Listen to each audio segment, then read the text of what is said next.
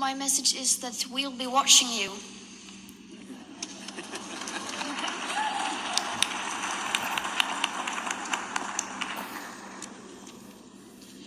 This is all wrong. I shouldn't be up here. I should be back in school on the other side of the ocean. Yet you all come to us young people for hope. How dare you? You have stolen my dreams and my childhood with your empty words, and yet I'm one of the lucky ones. People are suffering. People are dying.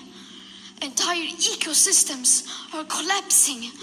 We are in the beginning of a mass extinction, and all you can talk about is money and fairy tales of eternal economic growth. How dare you?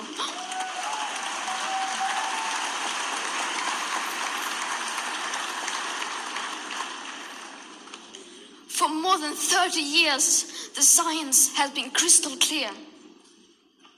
How dare you continue to look away and come here saying that you're doing enough when the politics and solutions needed are still nowhere in sight? You say you hear us and that you understand the urgency. But no matter how sad and angry I am, I do not want to believe that.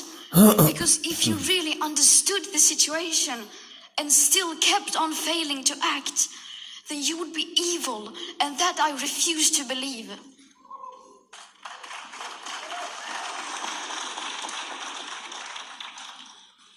The popular idea of cutting our emissions in half in 10 years only gives us a 50% chance of staying below 1.5 degrees and the risk of setting off irreversible chain reactions beyond human control. 50% may be acceptable to you, but those numbers do not include tipping points, most feedback loops, additional warming hidden by toxic air pollution, or the aspects of equity and climate justice. They also rely on my generation sucking hundreds of billions of tons of your CO2 out of the air with technologies that barely exist. So a 50% risk is simply not acceptable to us, we who have to live with the consequences. To have a 67% chance of staying below a 1.5 degrees of global temperature rise, the best odds given by the IPCC, the world had 420 gigatons of CO2 left to emit back on January 1st, 2018. Today, that figure is already down to less than 350 gigatons. How dare you pretend that this can be solved with just business as usual and some technical solutions?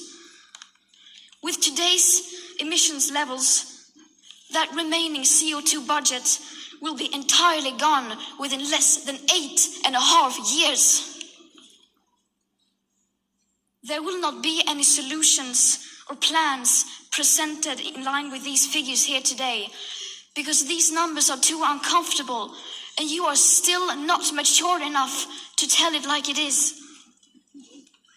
You are failing us, but the young people are starting to understand your betrayal. The eyes of all future generations are upon you. And if you choose to fail us, I say we will never forgive you.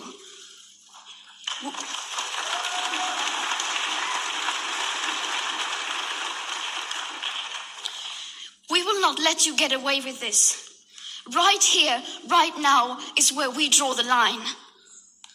The world is waking up, and change is coming whether you like it or not. Thank you.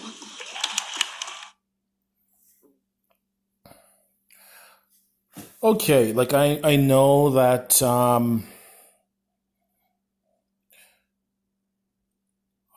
I know that there's things that we can do to improve the state of our environment. I know the environment's a big issue. I know there's things going on such as the fires in Brazil, in the Amazon rainforests. And I know that fossil fuels do cause some damage to the earth. But I still think that some people in the environmental movement, including this Greta Thunberg, tend to exaggerate a bit. Like they're making it, some people try to make it sound like global warming or climate change is 100% caused by human activity. I don't buy that. I don't know what percentage of climate change is caused by human activity, if even any. It might only be a very small percentage. And I'm in favor of doing things that will help the environment. You know, I'm all for public transit, public transport. As a matter of fact, I have not owned a car for 6 years. I've just been getting around by public transport. You know, I use London Transit on a daily basis. If I have to go out of town, I'll either go by a Greyhound bus, or if I'm going far enough, I'll fly there. And there's the odd time I'll use Via Rail. And I know about the situation with plastics in our waterways, in our oceans. The measures that I think that can be taken for that are things like A, having absolutely massive fines for littering. There's absolutely no excuse for littering.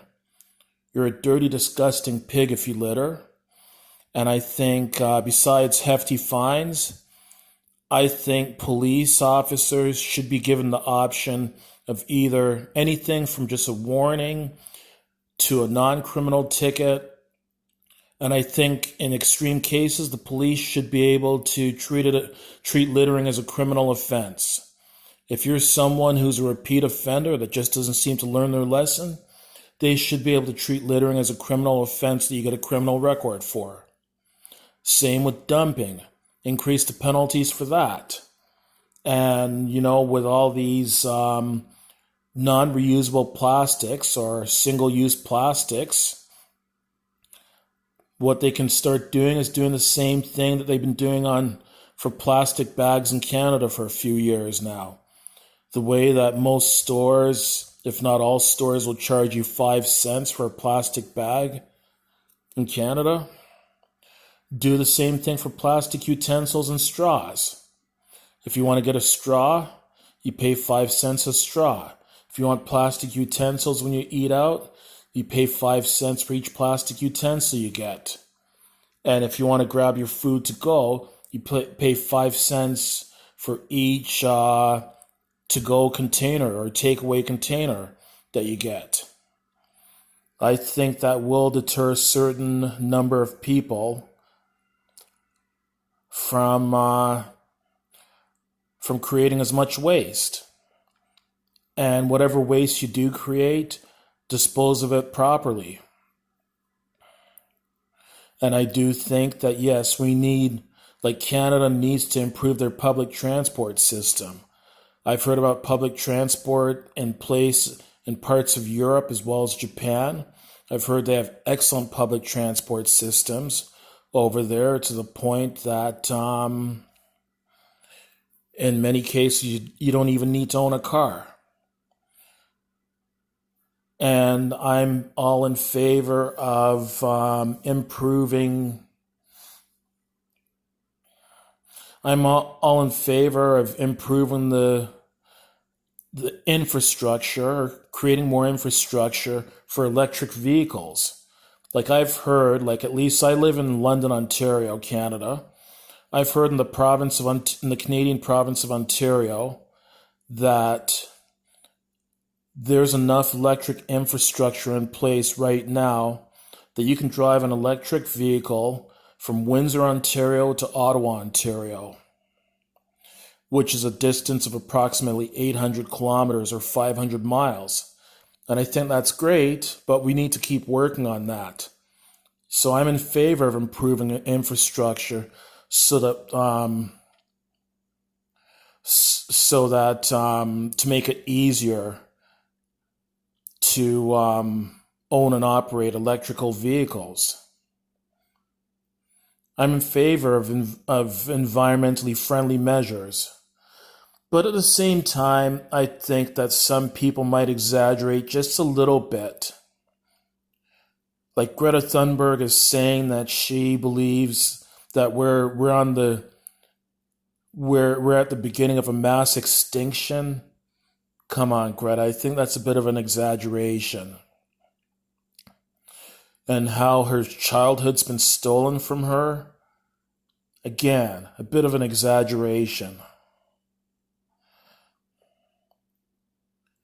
I mean, yes, there are improvements we need to make in how we treat our environment.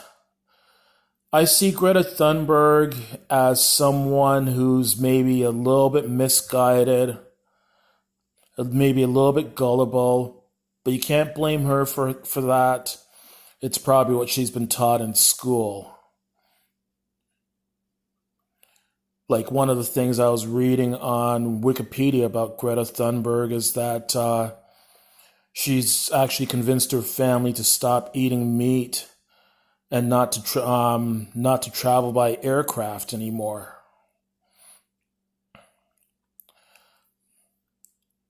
I mean, it's a free world. I believe in freedom of speech. If you want to be an environmental activist, go for it. That's your choice.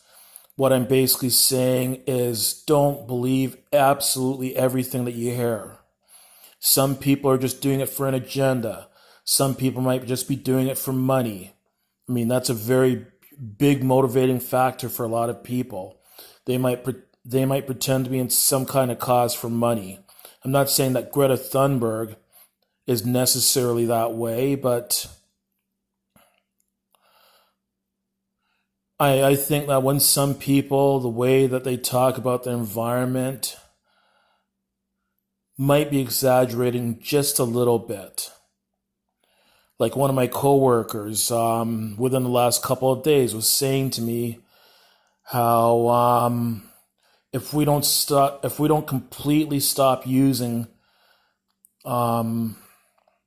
fossil fuels by 2030, that we're going to be at a point of no return. That pretty much the earth is going to end. And, he was using words like climate emergency, the earth is on fire. While we all should do our part for the environment, to improve the environment, at the same time, let's put things in perspective. I don't think the world is going to end in the next 50 or 100 years because of human activity. And just, don't believe everything you hear, because some people do like to stretch the truth a little bit. Or a lot.